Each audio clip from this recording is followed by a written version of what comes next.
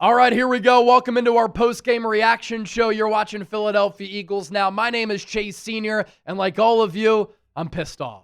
If you're a diehard Philadelphia sports fan, what a disastrous last 24 hours. Last night, divisional round, NLDS, Philadelphia Phillies go up 3-0. They get the Shohei Ohtani. Christopher Sanchez, your ace in place of Zach Wheeler, able to pitch pretty well.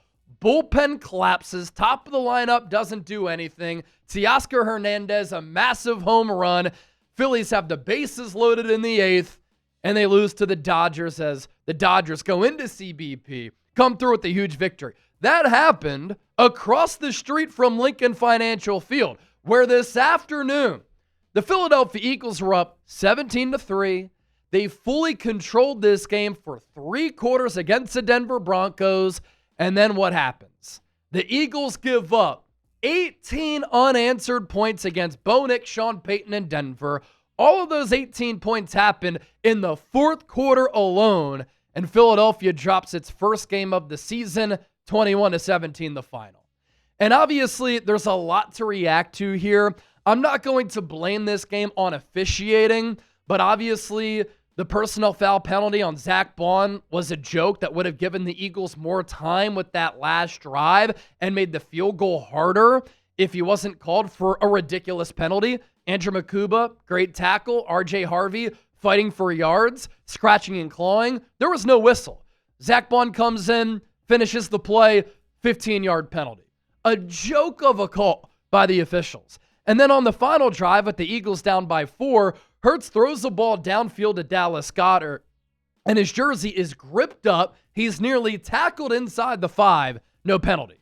And I get it. Toward the end of the game, in a situation like that, you're going to let some physicality fly, but a flag should have been thrown on that play. And if Skinner was penalized, Eagles would have had the ball inside the 5 with probably 2 opportunities with 2 quick throws to win the game with the touchdown. Instead, no flag, and then Jalen Hurts has to throw a Hail Mary, which DeVonta Smith got his hands on, and then the contingent of Broncos able to punch that ball out. Incomplete, Eagles lose. And in the process, the Eagles are denied going for a franchise record 11 straight wins. They were vying for their 13th straight home win. And an unbelievable run of winning for the Eagles ends. Now, at some point, the Eagles were going to drop a game. At some point, the magic was going to run out. And the magic runs out today. And I didn't think the Eagles were going to go undefeated this year. For them to be 4-1, obviously you will take this start. Last year when they won a Super Bowl, they started the year 2-2. And now they have an opportunity to flush this loss and play an awful Giants team on Thursday Night Football at MetLife Stadium in the Meadowlands, a Giants team that lost to the New Orleans Saints, who picked up their first win of the year. But this was a good litmus test for Philadelphia. The Broncos have one of the best defenses in the NFL. Bo Nix is a really good young quarterback. Sean Payton calling the offense kind of dominated Vic Fangio in that fourth quarter. And I do think Denver is probably around a top 10 team in the NFL. And I wanted to see how this Eagles offense, struggling, unable to play a full 4 quarters and capture an identity, find a rhythm, would play against a unit like that. And for the first 2.5 quarters, you really liked what the Eagles did for the most part when you consider how good that Broncos defense is. And last year, statistically also, they were one of the best units in the NFL. And I know that the Eagles didn't score a lot of points, but you saw some explosive plays. Jalen Hurts to DeVonta Smith for 52 yards, longest pass play of the year in the first half. You made a concerted effort to get A.J. Brown and DeVonta Smith involved. A.J. was pretty involved. He kind of gave up on a long ball in that second half, which should have gone for a touchdown. It looked like an overthrow for Jalen Hurts at the time, but A.J. gave up on the route. And you score that touchdown, you might blow the doors off the Denver Broncos. Instead, you can't convert there, and that helped to lead to the Broncos' comeback. But going back to the explosive plays, again, you had the long ball to Smitty. He went over 100 yards today. A.J. Brown looked good. After the DeVonta Smith long ball, Hurts finds Dallas Goedert for that touchdown to start the second half, opening drive of the third quarter. As the Eagles got the ball first, Hurts able to find Saquon Barkley on a 47-yard wheel route as he cooked Alex Singleton. A big key to this game was the Eagles being able to target the Broncos linebackers in coverage because they're not good. Dallas Goedert played well. Saquon with the long touchdown. It was all shaping up to be a pretty dominant Eagles victory where they answered a lot of questions against a really good team. And then after the Saquon Barkley 47-yard touchdown, the Eagles fell flat on their faces. The defense ran out of steam. The defense really couldn't get any stops, and the offense could not do anything. Here's how the Eagles' drives went after the Saquon tutty, when they went 4 plays and 74 yards in a minute 37. Punt, punt, punt, punt, and then they went 6 plays, 45 yards, Hail Mary, incomplete, ball game. And it's a shame because I liked what the Eagles did a couple of times in this game. They went on a 12-play, 70-yard drive to get a field goal in the first quarter. That's a good, sustainable drive against an elite defense. They went 7 plays, 90 yards with the long ball to Smitty on a 3rd and 17. Kevin Patullo didn't concede. They were aggressive. And then Goddard a few plays later scores a touchdown. 7 plays, 90 yards against that defense? Pretty legit. And then to open up the third quarter, everything was looking good. Hurts gave the shrug to the sideline. Explosive play. You go 4 plays, 74 yards, and then from that point forward, the offense could not do shit. And so the question marks still linger for this Eagles offense. They still can't play a full 60 minutes. They still can't put together a good 4 quarters. And they go through these lulls and stretches where when they play bad, they play bad. When they play well, they play well. But as I've said here on the show, that is not a sustainable way to play football. You need to be more consistent on offense, and they still can't run the ball. The Eagles' offensive line is still really, really struggling. It's not the same unit that it was last year. Saquon today, 6 carries for 30 yards. Eagles ran it 11 times for 45 yards, 4.1 yards per carry. You're like, okay. Hurts, 23 of 38, 280 yards, 2 touchdowns, no picks. And it might look good on paper, but it still was a disjointed offensive performance. And going back to the Eagles' offensive line, Saquon had a long run of 17. That was his longest run of the year. The deep shot to Smitty, the longest Eagles pass play of the season.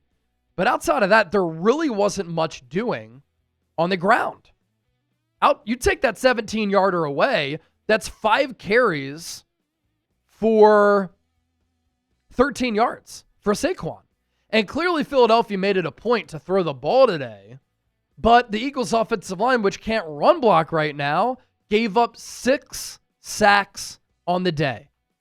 And so a good day for Jalen Hurts. He had a rating of 100.8, but you still have those lingering concerns about this Eagles offense because after the score to start the third quarter, they couldn't do anything for the rest of the game. And they didn't play complementary football.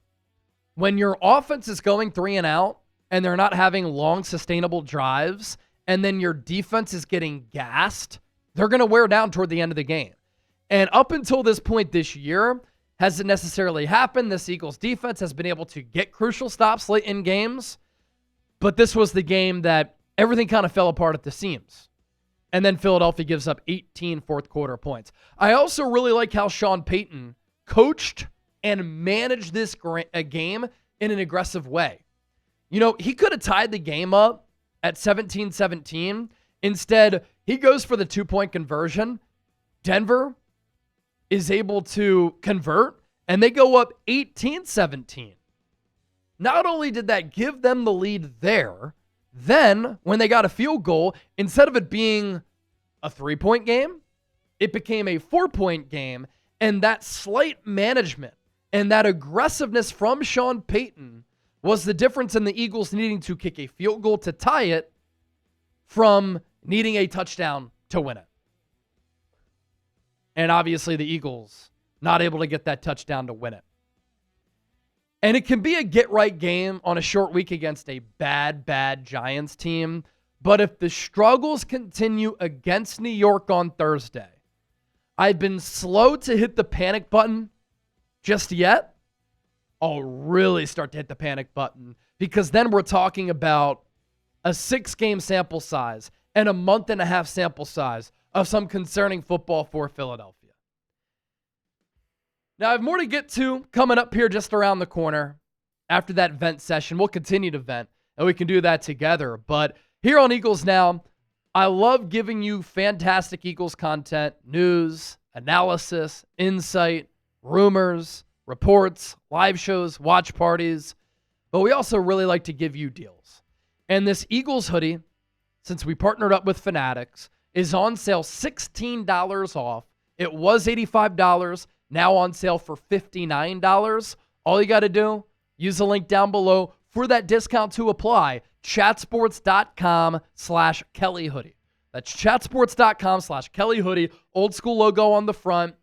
Nike logo on the left sleeve. How often do you find a Nike Eagles hoodie that's available looking like that? Pristine, fresh, swagger for just $59. Get it today. The link is in the chat.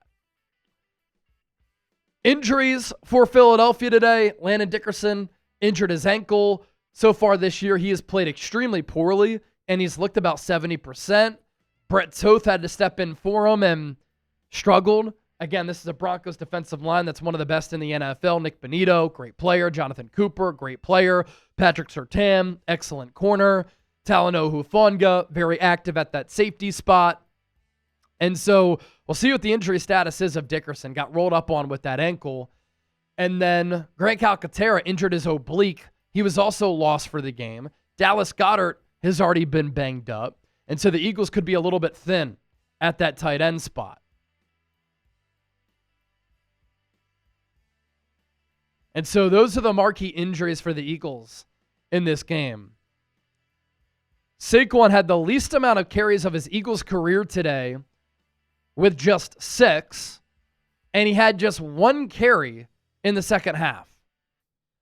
And again, 1 carry went for 17, but 13 combined yards on the other 5. And this isn't a matter of Saquon not looking good, this being the Madden curse, or him being slowed up from a heavy workload last year. Saquon looks great. The explosion has been there. But there's a collection of things, right?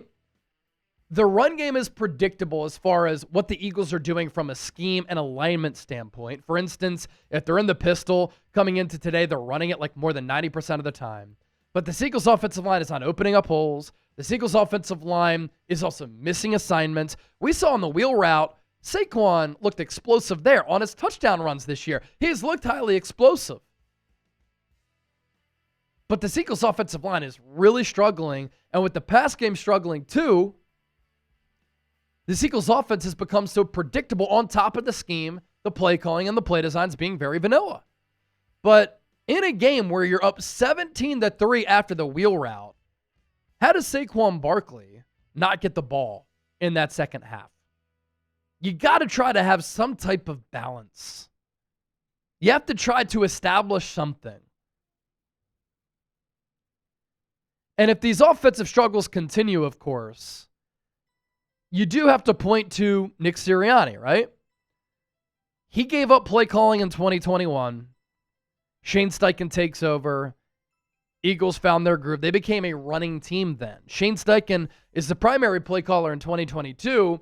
Hurts had his best season as a pro, runner-up for MVP voting, and the Eagles were generating explosive plays left and right.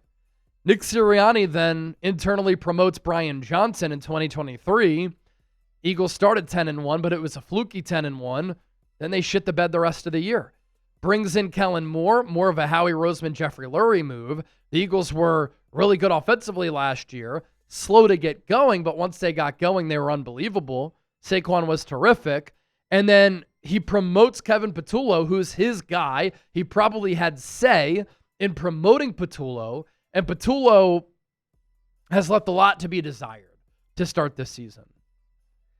And obviously having to go through offensive coordinators, it's not easy. It's not ideal.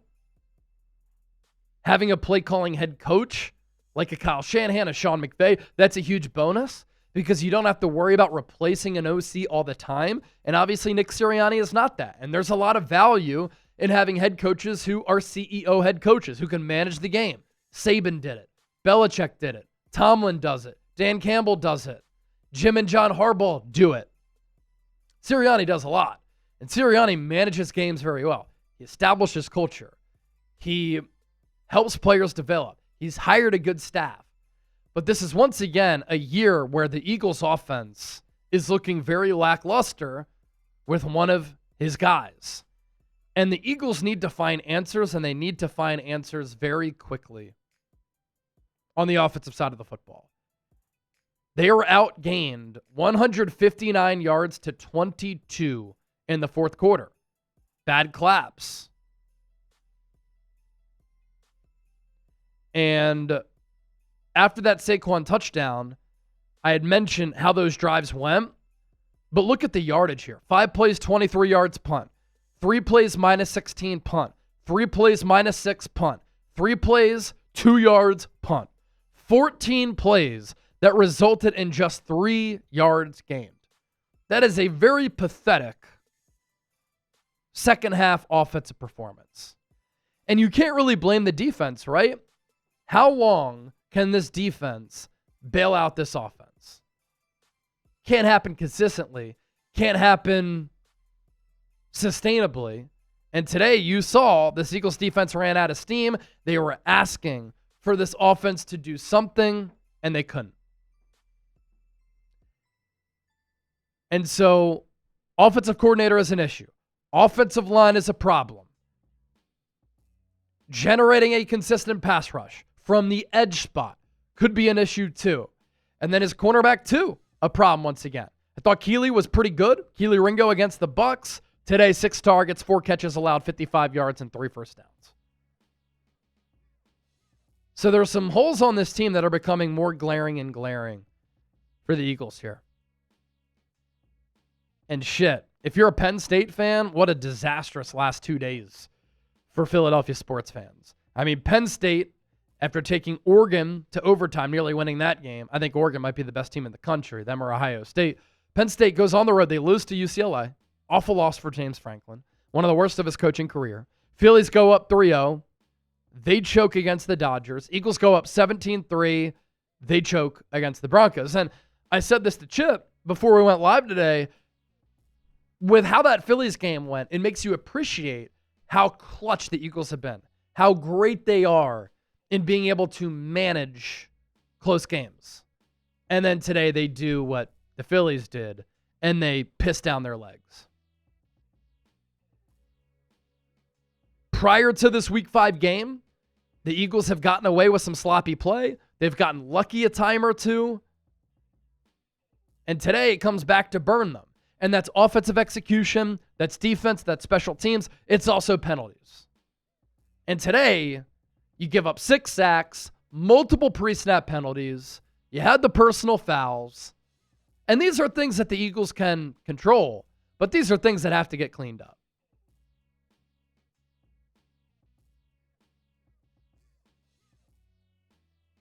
Been a long time since we talked about a bad Eagles loss. This is one of them. The last time we talked about like a really listless Eagles defeat, literally week 4 of last year, when the Eagles lost 33-16 to the Bucs, and that was without A.J. Brown, DeVonta Smith, and Lane Johnson. That loss to Washington, it was a crazy one at the end of last year, but Hurts got concussed, and Kenny Pickett came in for him. So this has been an unbelievable run of football. I still believe in this football team, but they need to get these things figured out.